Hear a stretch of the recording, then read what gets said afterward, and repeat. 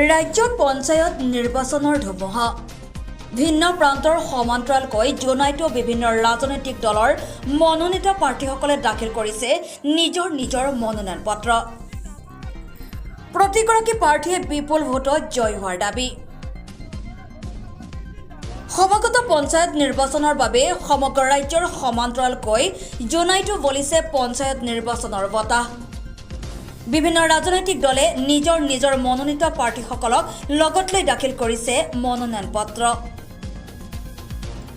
ইয়াৰে শাসনাধিষ্ঠ বিজেপি দল তথা বিধায়ক ভুৱন পেগুৰ উপস্থিতিত জোনাই মুকংচেলেক মিচিং কৃষ্টি ভৱনৰ প্ৰাংগণত এখন বিশাল ৰাজহুৱা সভা অনুষ্ঠিত কৰি মনোনীত প্ৰাৰ্থীসকলক সম্বোধন কৰি সমাগত পঞ্চায়ত নিৰ্বাচনৰ বাবে কেইবাটাও গুৰুত্বপূৰ্ণ মন্তব্য আগবঢ়ায়।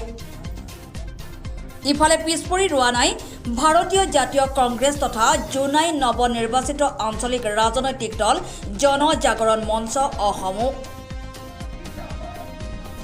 ইয়াৰে শাসনাধিষ্ঠ বিজেপি দলৰ মনোনীত প্ৰাৰ্থীসকলে প্ৰতিটো সমষ্টিতে বিপুল ভোটত জয়ী হোৱাৰ দাবী কৰাৰ বিপৰীতে কংগ্ৰেছ জনজাগৰণ মঞ্চ অসমৰ মনোনীত প্ৰাৰ্থীসকলেও পিছপৰি ৰোৱা নাই তেওঁলোকৰ বিজয়ীৰ দাবীৰ প্ৰতি। অৱশ্যে প্ৰাৰ্থীসকলে জয়ী হোৱাৰ দাবী কৰিলেও ভোটাৰ ৰাইজে কাক বিজয়ী মুকুট পিন্ধাব এয়া ফলাফলৰ সময়তহে হ'ব লক্ষণীয়। News desk report Jonai live. NDA party হিচাপে প্ৰকৃত পাৰ্টি হিচাপে আজি মিত্ৰজোঁট পাৰ্টি হিচাপে জোনাই জিলা পৰিষদৰ সদস্য পাৰ্টি হিচাপে মনোনয়ন পত্ৰ দাখিল কৰিব ওলাইছোঁ। আজি ৰাইজৰ যি সহযোগিতা চাই ভাল লাগিছে। আপোনালোকে জানে এইখন চৰকাৰ আজিৰ পৰা 14 বছৰ আগত এই জোনাই অঞ্চলটো অসমত যিমানখিনি উন্নয়নৰ কাম কাজ কৰিছে আপোনালোকৰ নিশ্চয় দৃষ্টিগোচৰ হৈছে। লগত আমি আপোনালোক মানৱ জাতিটোক ইমান ডেভেলপমেণ্টৰ কাৰণে চৰকাৰখনে যি হবিলকী আঁচনি গ্ৰহণ কৰিছে তাৰ কাৰণেও ৰাইজৰ সুফলিত হৈছে আৰু এই দিশে গতি কৰি আছে।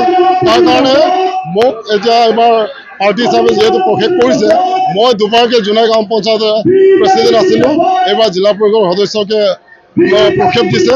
তাৰ কাৰণে মই দলীয় পাৰ্টীক মোৰ তৰফৰ পৰা আন্তৰিক ধন্যবাদ জনাইছোঁ। লগতে মই বিজয়ী হোৱাৰ পাছত ৰাইজৰ হকে আমি সদায় কাম কাজ কৰি আছোঁ আৰু ভৱিষ্যতে কৰি যাম বুলি মোৰ প্ৰতিশ্ৰুতিবদ্ধ। মই ভাৰতীয় জাতীয় কংগ্ৰেছ ZPM জিলা পৰিষদ খুব জনাই। আপুনি কিমান আশাবাদী জয়ী হ'ব বুলি? মোৰ সম্পূৰ্ণ জয় হ'ব বুলি মই আশাবাদী। মোৰ ভৱিষ্যত যদি জয় হ'লে মই ৰাইজৰ কিছু উন্নয়ন কামবিলাকৰ কাৰণে অকণমান মই কৰাৰ চেষ্টা আছোঁ। ৰাইজৰ দিয়া পৰামৰ্শত যিটো গঠন দিয়া পৰামৰ্শ সেইমতে মই কিছু কাম কৰিবলৈ আগবাঢ়ি যাবলৈ বিচাৰিছোঁ। হয়, আজি ভাল লাগিছে। আজি আমাৰ কাৰণে এটা জোনাইবাসীৰ কাৰণে গৌৰৱৰ দিন বুলি ক'ব লাগিব। আমাৰ নতুন সমষ্টি মধ্য জোনাই সমষ্টিৰ পৰা প্ৰতিনিধি হিচাপে মোক ৰাইজে ছাপোৰ্ট কৰিছে। গতিকে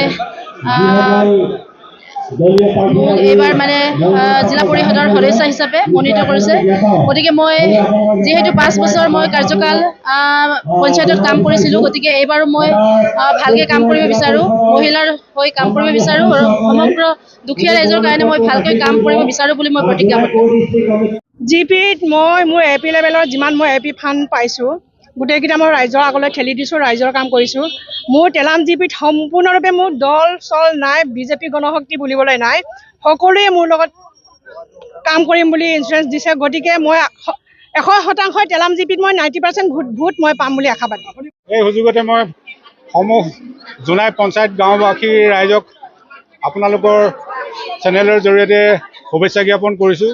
আজি আগন্তুক পঞ্চায়ত নিৰ্বাচনৰ উপলক্ষে মই জোনাই গাঁও পঞ্চায়তৰ কাউন্সিলাৰ আছে, মুকংচেলেক আঞ্চলিক পঞ্চায়তৰ কাউন্সিলাৰ হিচাপে মনোনীত এজন প্ৰাৰ্থী, ভাৰতীয় জনতা পাৰ্টী সন্মিলিত গণশক্তি অসমৰ মিত্ৰজোঁটৰ এগৰাকী প্ৰাৰ্থী হিচাপে মনোনয়ন দাখিল কৰিবলৈ ওলাইছোঁ। আমি আজি আচলতে ক'বলৈ গ'লে আমাৰ NDA সমৰ্থিত যিমানবিলাক প্ৰাৰ্থী আছে, এই NDA সমৰ্থিত দলবিলাকৰ প্ৰাৰ্থীসকলে আজি সদল বলে মনোনয়ন পত্ৰ দাখিল কৰিব। এই মনোনয়ন পত্ৰত আমাৰ জিলা পৰিষদৰ সদস্য হিচাপে ভাৰতীয় জনতা পাৰ্টীৰ পৰা মনোনীত হোৱা শ্ৰী জয়ন্ত বড়ি ডাঙৰীয়া আৰু আঞ্চলিক পঞ্চায়তৰ সদস্য হিচাপে আমি অভাজনে আজি মনোনয়ন পত্ৰ দাখিল কৰিম। আমি আশা কৰিছোঁ এইবাৰ পঞ্চায়ত নিৰ্বাচনত জোনাইৰ জনসাধাৰণে ভাৰতীয় জনতা পাৰ্টিৰ সপক্ষে বিপুল ভোটদানেৰে আমাক জয়যুক্ত কৰিব। পূব জোনাই জিলা পৰিষদ সমষ্টি জনজাগৰণ অসমৰ পৰা মনোনয়ন পত্ৰ দাখিল কৰিবলৈ আহিছোঁ। মই বিপুল ভোটত জয়ী হ'ম। ৰাইজৰ পৰা কেনে সহায় পাইছে? ৰাইজৰ পৰা বিপুল সঁহাৰি পাইছোঁ। জয়ী কৰাৰ পিছত মই পুঁজিৰ ওপৰত নিৰ্ভৰ কৰি ৰাইজৰ উন্নয়নৰ কাম কৰিম। মই আগতেও ৰাইজৰ কাম কৰি আছোঁ, এতিয়াও কৰিম আৰু ভৱিষ্যতেও কৰি যাম।